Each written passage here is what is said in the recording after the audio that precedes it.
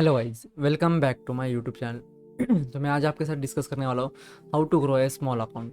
मतलब आपके पास अगर जो भी फॉरेस्ट का अकाउंट है, एक स्मॉल अकाउंट हम कंसिस्टेंटली कैसे ग्रो कर सकते हैं डे बाय डे, अच्छे ट्रेड्स लेकर, अच्छी स्ट्रैटेजी यूज़ करके हम एक छोटे अकाउंट को भी अच्छे लेवल पे कैसे स्केल अप कर सकते हैं। तो मैं आज आपको वही बताने जा रहा हूँ, आप कैसे एक स्मॉल अकाउंट ग्रो कर सकते हो स्टेप बाय स्टेप। अगर ये मेथड आप यूज़ करते हो तो आपका अकाउंट डेफिनेटली 1 मंथ में अच्छा ग्रो कर सकता है 70-80% तक।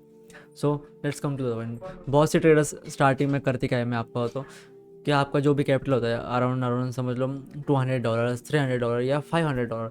सबको ऐसा लगता है कि मैं एक वीक ट्रेड कर लूँगा या 2-3 दिन ट्रेड कर लूँगा, बड़े बड़े लॉट से ट्रेड कर लूँगा, स्टैंडर्ड लॉट से 1 लॉट 2 लॉट 3 लॉट, तो मेरा अकाउंट जल्दी 10x हो जाएगा, 100x हो जाएगा। मतलब 100% श्योरिटी का उन्हें गारंटी लगता है कि हम 100x कमा लेंगे इस अकाउंट का, और उसी 100x को हम बहुत अच्छे से स्केल अप कर सकते हैं। बट उन्हें ये नहीं समझ में आता है कि आप जो कुछ भी कैपिटल आप डिपॉजिट कर रहे हो, जिसके ऊपर आप ट्रेड कर रहे हो, आप 100% ट्रेडिंग में एक्सपेक्ट मत ही करो, क्योंकि आपको एक रिटर्न चाहिए। आप कोई गैम्बलिंग नहीं कर रहे हो, आप कोई ऐसे लक बाई चांस कोई ट्रेड नहीं ले रहे हो। आपके पास पूरी स्ट्रैटेजी, प्राइस एक्शन पूरा मैटर करता है, तब जाकर आप कोई ट्रेड ले रहे हो। तो बेसिकली आपको ये 100% ट्रेड एक्सपेक्टेशन नहीं होनी चाहिए, उसमें स्टॉप लॉसेस भी होते हैं, ये पार्ट ऑफ द ट्रेडिंग है। So let's come to the point. First हमारा पॉइंट क्या है, हमारा फोकस क्या होना चाहिए? Consistent profit. कोई भी आप ट्रेड ले रहे हो तो आपका रिटर्न क्या चाहिए?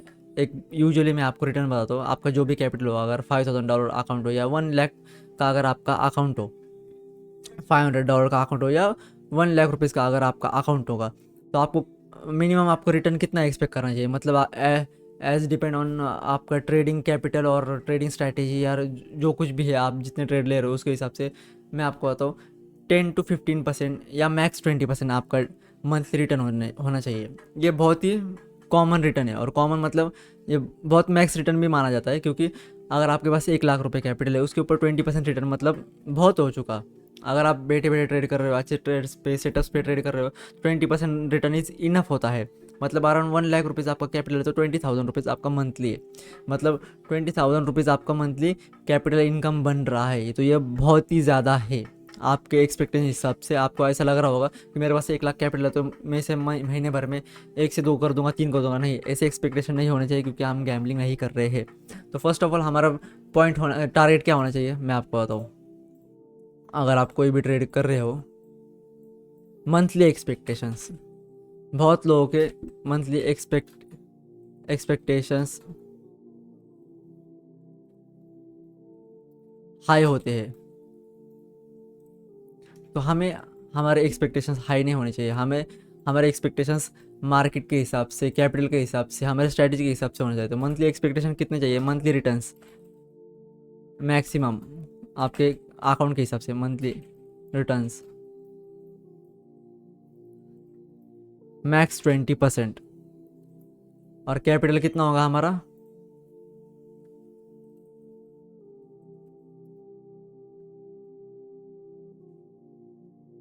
हमारा कैपिटल होगा 1 लाख रुपीज़।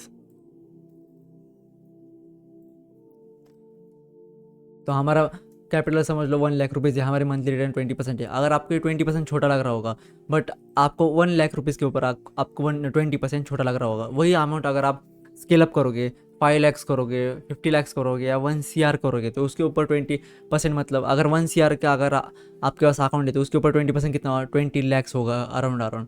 तो आप परसेंट के हिसाब से कैपिटल में रिटर्न निकालना सीखो। आप ये मत सोचो, आप बस फिगर्स देखते हो कि यार बहुत छोटा रिटर्न मिल गया, 10,000, 5,000, 15,000, बट आपको ये नहीं समझ में आता उसके पीछे रिटर्न्स कितने हैं, हमने कितने अच्छे रिटर्न्स पे गेन कर दिया है। आपको ये समझना बहुत ही ज़रूरी है। तो फॉर एग्जांपल मैं आपको बताऊँ, अगर आपका अकाउंट है 1 लाख रुपीज़ का, आपके मंथली रिटर्न्स होने चाहिए 10 to 20% मैक्सिमम। तो उसके हिसाब से आपका जो फॉरेक्स अकाउंट होगा, तो आपके पास पहली तो बात, आपके पास होना क्या चाहिए? Proper risk management. आपके पास क्या होना चाहिए? Risk management rule. आपके पास एक प्रॉपर रिस्क मैनेजमेंट रूल होना बहुत ही ज़रूरी है, क्योंकि आप जो कुछ भी ट्रेड ले रहे हो उसे आप 20% भी गेन कर सकते हो, उसके ऊपर 30-50 भी कर सकते हो, यार 100x भी कर सकते हो। बट उस पर डिपेंड करता है आपका रिस्क मैनेजमेंट क्या है, आपके पास बैक टेस्ट स्ट्रैटेजी कौन सी है जो आपके उसके ऊपर श्योरिटी देती है और आपके उसके ऊपर ट्रस्ट है।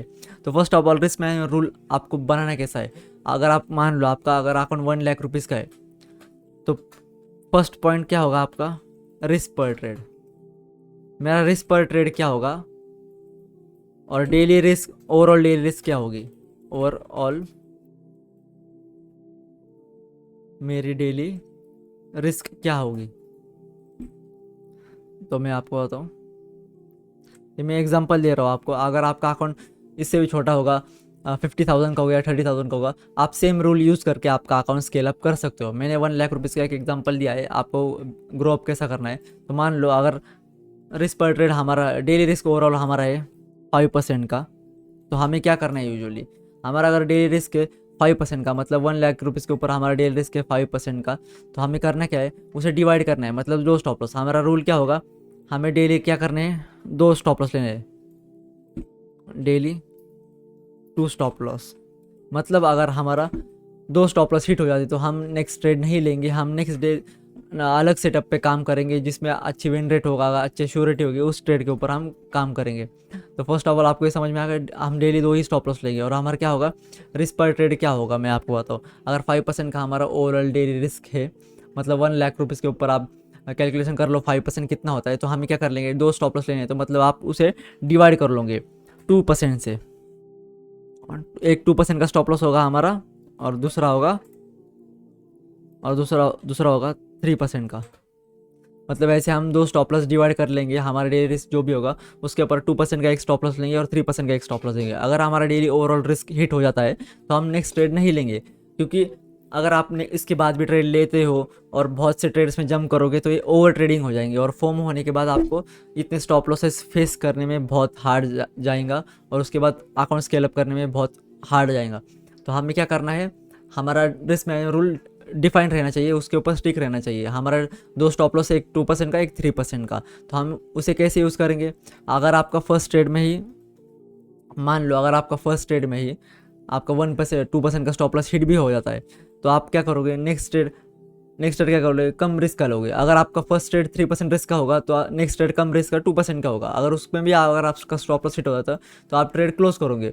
बट आपको एक इसके ऊपर एक बेनिफिट में और एक बताता हूँ, आपको जो भी रिस्क मैनेजमेंट रूल यूज़ करना है, और आपका जो छोटा अकाउंट हो या बड़ा अकाउंट हो उसे अच्छे से स्केल अप करना है, तो उसके लिए आपको करना क्या है, मैं आपको स्ट्रैटेजी बताता हूँ।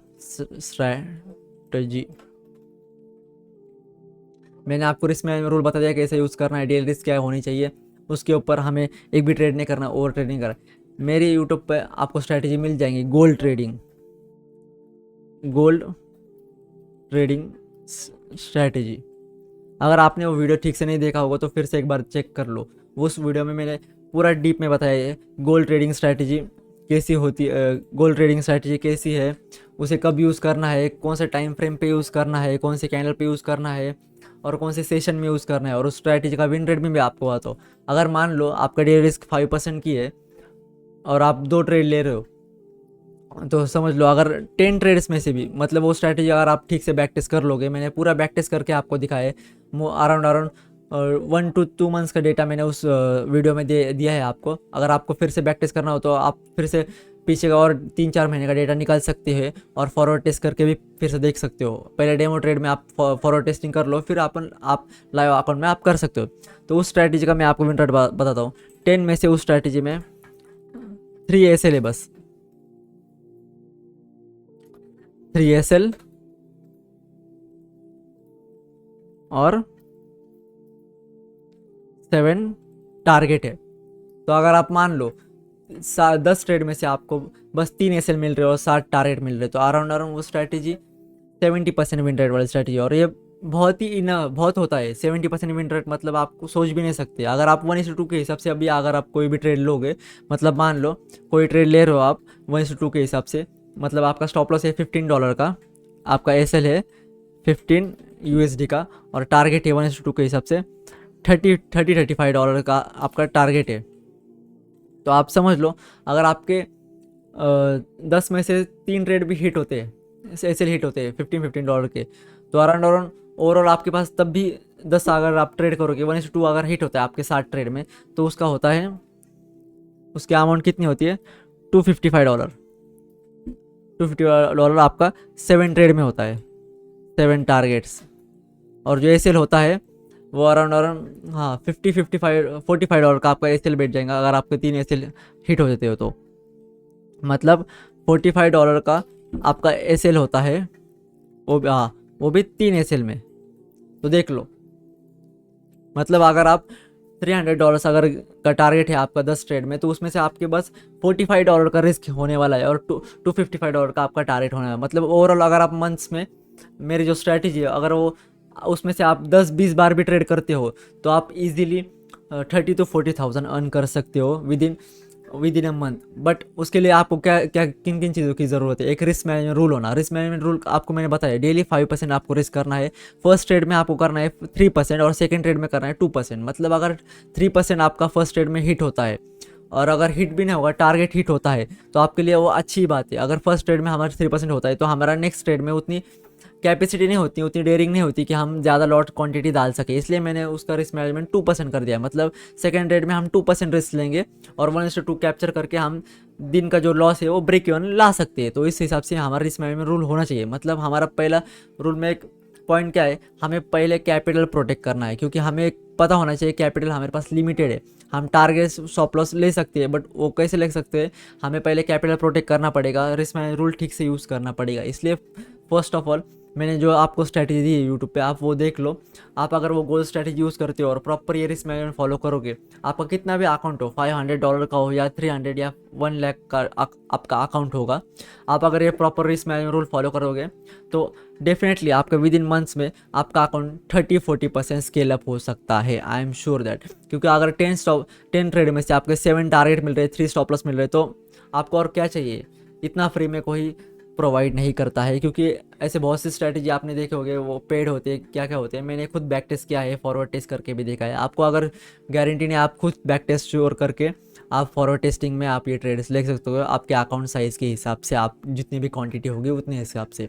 अगर आपका अकाउंट मान लो $1 लाख का है, तो आपके मिनिमम लॉट साइज़ क्या होनी चाहिए, मैं आपको बता दूँ, 0.05 टू 0.10 लॉट साइज। और एक बात मैं आपको बताता हूँ, आपका जो भी रिस्क मैनेजमेंट रूल है मैंने आपको बताया, आप लॉट साइज उसी हिसाब से इंक्रीज करना जिस हिसाब से आपका स्टॉप लॉस आपको झेलने की ताकत है। अगर आपको ये लग रहा होगा स्ट्रैटेजी में इतने पावर है, 10 में से 7 टारगेट 3 ऐसे ले, तो मैं कितने भी लॉट डाल सकता हूँ, नहीं, वो ग्रीड हो जाएगा, वो फोमो हो जाएगा और वो उसे गैम्बलिंग भी कह सकते हैं हम। अगर आपको पता है स्ट्रैटेजी है बट उसका कुछ रूल होता है, किसी भी स्ट्रैटेजी यूज़ करने के लिए उसके ऊपर पहले रूल होता है, फिर वो रूल यूज़ करके उसके पीछे एक प्रोसेस होती है, उसके हिसाब से हमें प्रॉफिट्स होता है। अगर ऐसी कोई भी स्ट्रैटेजी हो गया, आप आग बंद करके 1-2 लॉट डाल दोगे ओवर लेवरेज यूज़ करके, तो उसका कोई बेनिफिट आपको मिलने वाला नहीं है। क्योंकि आपके पास प्रॉपर प्रोसेस ही नहीं होगी, प्रॉपर रोड मैप ही नहीं होगा कि मैं इसे यूज़ कैसे करूँ। आप अगर आज 1 लॉट डालोगे, कल 2 लॉट डालोगे, 3 लॉट डालेंगे, तो इसे ग्रीड कहते हैं, इसे लालच कहते हैं। बट आपको ऐसा नहीं करना है, आपको एक ही लॉट साइज पे कंसिस्टेंट रहना है। अगर आप 0.05 से ट्रेड कर रहे हो तो 1 वीक या 1 मंथ आप 0.05 या 0.010 तक आप ट्रेड करो और आप उसके हिसाब से आपका विन रेशो निकालो कि मैं 0.010 से लॉट से ट्रेड कर रहा था, मेरा अकाउंट अगर 1 लाख रुपीज़ का है, तो मैंने कितना % अर्न कर लिया मंथली, 20, 30 या 15। तो उस हिसाब से आप धीरे धीरे आपके अकाउंट की लॉट साइज यूज़ करो, अकाउंट की लॉट साइज इंक्रीज़ करो, आपका रिस्क जो है स्टॉप लॉस वो इंक्रीज़ करो। मतलब धीरे धीरे अगर आप अपनी डेयरिंग बढ़ाते जाओगे, आपका रिस्क बढ़ाते जाओगे, तो उसी हिसाब से आपका कंसिस्टेंट प्रॉफिट बना रहेगा। अगर आप ऐसे करते जाओगे, आज 10 लॉट, कल 10 लॉट, 12 लॉट ऐसे करोगे, तो आपका कंसिस्टेंट प्रॉफिट रहने वाला नहीं है और आपके अकाउंट में एसएल भी बहुत से डे बाय डे हिट होते जाएंगे अगर आपने प्रॉपर स्ट्रैटेजी फॉलो कर ली तो। क्योंकि स्ट्रैटेजी ऐसे नहीं होता कि स्ट्रैटेजी आपको मिल गई तो आप किसी भी ट्रेड्स में जंप कर लोगे, आप प्रॉफिट में बन जाएगा, नहीं।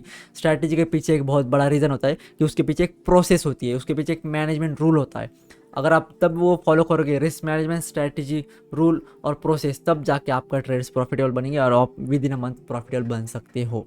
तो मैंने आपको ये पूरा रूल बता दिया है कैसे आप स्मॉल अकाउंट ग्रो कर सकते हो। तो डेफिनेटली अगर आप ये यूज़ करोगे, आप डेफिनेटली प्रॉफिटेबल बन सकते हो और आपका मंथली विन रेशो भी बहुत अच्छा निकल सकता है। So thank you.